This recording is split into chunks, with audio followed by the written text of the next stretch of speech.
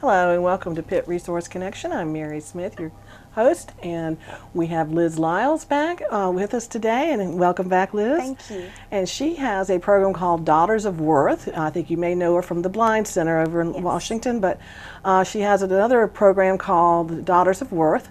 And tell me about, what is all that about? It's been going on for a little over a year now, hasn't it? It's actually been going on for almost 3 years. Oh my goodness. I'm out of it today. We started in 2015, and it started with a passion and mission and vision to be able to serve the girls of our communities and to help them through mentorship and leadership development, and just to pour into the girls of our communities and make certain that they know that they are loved and valued and treasured and cherished, and then to be able to help them through their goals for their lives. Did something trigger you to get this thing going? Because this is your project that you started, right? It did, yes.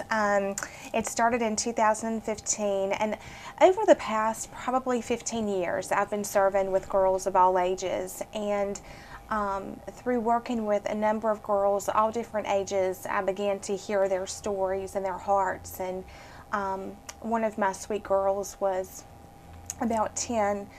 She was going to bed at night with a knife underneath her pillow because she was her big brother was in a gang, and so part of the initiation process was for boys to come into her room and to hurt her. We had there were girls who were homeless and living in their cars with their mom for over a year and a half. One of my girls was gang raped by 5 boys in her front yard. I can tell you story upon story of the girls that are here in our community and who just need a voice. They need someone that they can trust, who can be an advocate for them, who can help them through these pieces and be able to get them into the right hands for people who can serve them and help them recover and heal from those spaces. And so it really became part of my heart in just being able to take these girls and to be able to counteract the things of home life, the things of school, the things of just their world, to provide them with a group of women that can love them and empower them in their own lives. A little sunshine, huh? Yes, exactly. Yeah. So you have a acronym, GLAM program. Yes. What does the GLAM stand for? So our GLAM girls are girls living a mission. We have, part of our mission statement is our goal is to educate, to equip, and to empower girls of all ages to become strong women of influence in their communities. And so GLAM is part of our education process. We have curriculum that I have developed. And so we take that curriculum and we look at everything from character education, leadership development, health and wellness, healthy relationships and what that looks like, service projects, the power of the arts, recreational events, just a little bit of anything and everything in between. And so our GLAM girls are the ones who are actually part of that mentorship process. Are they the older girls? These are girls of all ages. Of all ages. So we are, in fact, right now we are serving more elementary and middle than we are high school. They have just kind of gravitated towards the program. And so through partnership with the Boys and Girls Club, a travel group, and also now having the opportunity to enter into Pitt County schools coming this school year. We are currently serving about 300 girls a month through our 2 programs. Wow, that's a lot of girls. Yes. Okay, so how do you fund that? I mean, that doesn't come free, does it? It is not. Well, and this is something that the board has basically kind of encouraged me to share recently. I think it's important for people, for the community to know that before you ask other people to contribute into a cause that you believe in or an organization, that you personally have skin in the game. So even as a single mom of 3 boys, for the first 2 years of the program, I actually funded it out of my own pocket before beginning any fundraising. We now, of course, have a very active, strong board that is passionate about Daughters of Worth and helping to get the word out. So it's basically coming through donations and fundraising and any and all assistance that people are able and willing to provide. Okay. You also have a program called Notes of hope. Yes. I wanted to say for hope, but it's of hope, yes. Yes, and this is one of our most popular programs right now. This is, again, through Daughters of Worth, and it's part of the Empower piece of our mission statement to empower girls. We began this in 2016 with one school and 12 girls, and how it works is we wanted to find the girls in those schools who just need, when they walk into that classroom, who are the girls that you just know who need to be reminded that they're loved? Who are the ones that when they walk in the door, you can just tell there are things going on either at home or in their lives that they just need to be reminded that they are worthy, that they matter. And once that we have a parent letter and consent form that goes home, and once that parent letter and consent form comes back and allows us to adopt her, we adopt her for a full year. And every single month she receives a handwritten card of encouragement written from women from the community under the Notes of Hope umbrella. And so that started in 2016 with only 12 girls in one school. By the end of 2017, we were serving 11 schools and 175 girls a month. That's a lot of notes. It's a lot of cards. We have just in the last month picked up an additional 5 schools, an additional 3 counties. Oh my. So we are anticipating by 2018-19 school year, we'll be serving at least 500 girls a month, just through the cards alone. Wow. So how do you get the cards to the girls? And so we have school facilitators. Excuse me. And so typically it's a counselor or someone within the school. It could be a PTA person. We have Notes of Hope tribe writing parties where we have all of the cards are created through Daughters of Worth. So regardless of what county you're in, regardless of what school you're in, every girl has the same card across the board, and we provide that. And then we have different pockets of women who get together for these tribe writing parties and write the cards of encouragement. And then those cards, we just kind of overlook them to make certain that they fit within the guidelines that we have in place. And then the school facilitator takes those back to the school. And typically the counselor who is there, or it could be a PTA person, or it could be an administrator, it just depends on the school, they determine the best way to give those cards to the girls. Oh, that's nice. Yes. What kind of feedback do you get? They love it. We have, I've had so many different stories come through. I've had one counselor who texted and said it's like Christmas morning. And the girls, when they're called up to the office, they're so excited about getting their cards.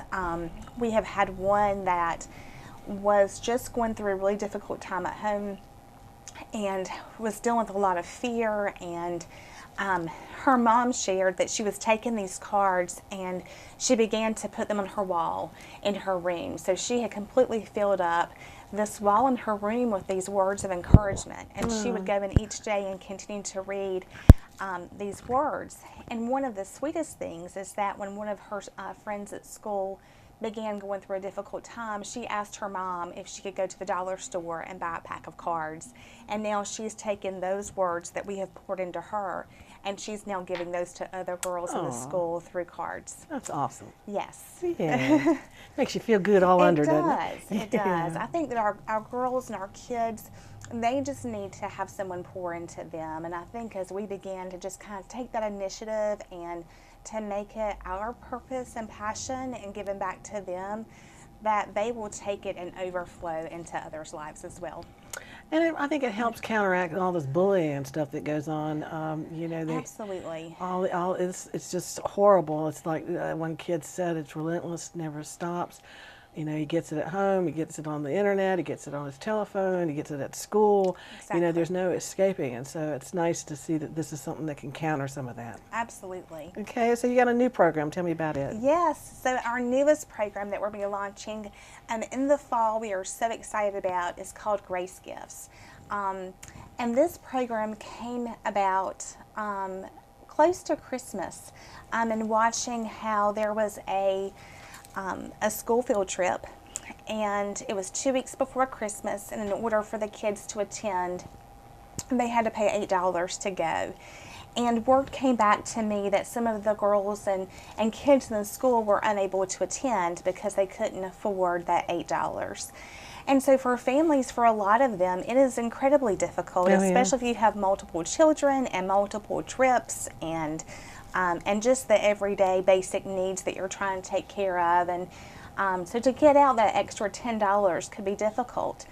So Grace Gifts is a program that we are designing to be able to help counteract poverty, as well as to be able to enable and empower girls, to equip them to generate their own income. So we're going to be working with local business women who have taken their talents, their skills, their crafting abilities to be able to create an item. And once a month, these girls will come together with these women. They'll have a chance to network, to hear their successes, their challenges, what it's like to start a business, how they have developed that talent. But the girls will create a different item each month. And then those items are going to be available for sale through vendor events and on our website. And the girls will be a part of that process. They're going to learn marketing. They're going to learn inventory. They're going to learn about shipping items out. What's selling and what's not. What is selling and what is not. You know, how much supplies cost and how much things have to be priced in order to be able to make a profit. They're going to learn all of those things from a very young age. And so they will receive 30% of whatever that item sells for in their pocket. So, and they also have to share what they're working for. So for example, my name is Mia. I am 7 and I want to pay for all of my field trips. Or I'm Karen, I'm 10 and I want to go buy a hot pink coat. But it gives them a way to work for that thing that they are wanting without having to put that extra expense on mom and dad. And to give them that satisfaction and fulfillment of what it's like to be able to work for your own money and to pay for that item. Or even just setting a goal and working towards it instead of the instant gratification, Yes, and so then 30% will also go back into the Grace Gift Scholarship Fund that she's going to have a chance to apply for junior, senior level. So 60% of that sale is going back to her, 30% now, 30% in the future, which is planting that seed for continuing education, but also making it possible through the scholarship fund. And then 40% comes back into the organization for overhead cost. But we're also teaching her financial empowerment skills. What's the credit score and why does it matter? And how do you write a check and how do you reconcile a bank statement? And what is saving and what is spending? And so how to manage your money, how to count back change. And the girls will also be working the vendor events. So they'll learn they have to be off of their devices. And they'll have to be able to do customer service and learn what that looks like. And so I think having different women who are part of that process who can help to kind of mentor them, they're going to be so far ahead of the game once they actually are able to go into the workforce, because they're going to have those interview skills and that job application, knowing how to complete that and resume and references of women that they have worked with for the last several years. Exactly. Yes. So are all of these programs under Daughters of Worth? Or They are. That is one of our frequently asked questions. And so, again, Daughters of Worth is kind of the umbrella, is the way I like to put it. And then for us to fulfill that mission of educate, equip, and empower, we have our GLAM, we have our Notes of Hope, and now we have our Grace Gifts to help us be able to fully live out our mission.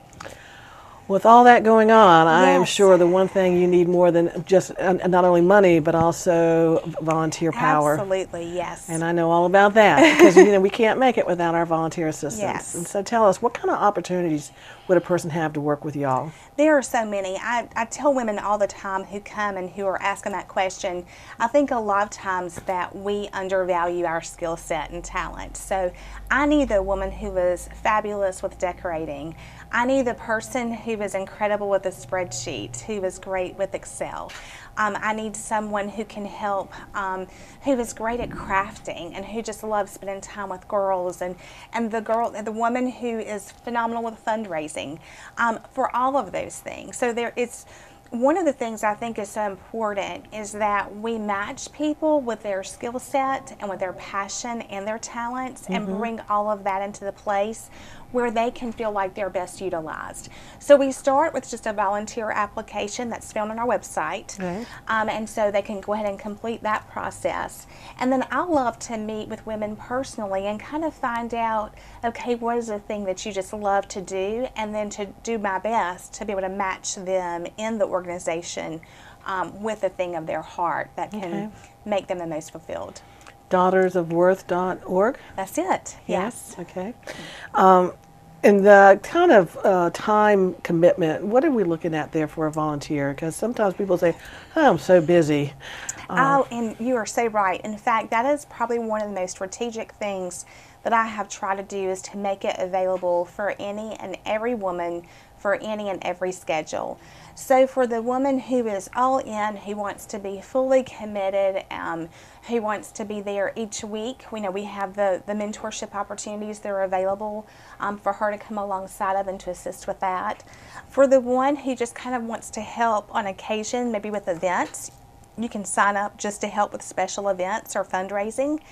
And for the woman who is just incredibly busy and her schedule is so jam-packed, and the last thing she wants to do is to add another obligation to her calendar, we have the Notes of Hope is great, because the way that Notes of Hope works, we have a standard time. We meet the second Monday of each month at St. James, and that's just a standard invitation. So all of that's on our Facebook and website as well. And we have different groups that come together, but that's something where anybody can drop in. So if you can only come for 5 minutes in between running errands and write one card, or you can stay for an hour, it is all up to you. If you can come this month but you can't come back for 6 more months, that's okay too. There's no judgment there. So we try to have as many opportunities for every woman and every schedule available.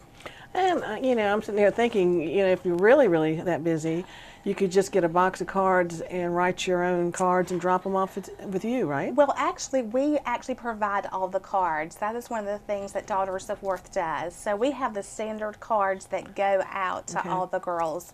So we actually house those. But if there was someone who was really interested, perhaps it could be a small group, or if there is an organization or even a business that they wanted to take a certain school and do that, they could definitely connect with me, and I could provide them with a set amount of cards per month and then pick them back up. Gotcha. Yes. All right. So to become a volunteer, the first thing you would do is go to the website, fill out the application, and then wait for you to contact them at that point. Okay, so that you have events that come up throughout the year, like, you know, you've named a few of vendors and craft work and that kind of stuff. If people were interested in getting involved with those, they would go again to your website to find these places? Absolutely. We try to keep our website up to date with all of our events and to share more about the things that are happening. We have all of our fundraisers up there, as well as events for the girls, and all the opportunities for you to get involved with that. And it's also on our Facebook page as well, and that's Daughters of Worth. Okay, all one word? Yes. Okay. So what's the greatest need you have as being a nonprofit? We always have our wish list, right? Yes. I would say the greatest, of course, funds. I think every nonprofit would probably put that as one of the top. And again, volunteers would be the second. Another thing that is probably that we have a need for are stamps, because we do have some girls that are that we are writing cards to who are not. There's about 20 of them currently that we write cards to who are not in a local school system. And they are homeschooled, or they have different things happening in their lives. And so stamps are a way that people can provide. Markers like Sharpie markers and stickers are something that we are always needing lots of.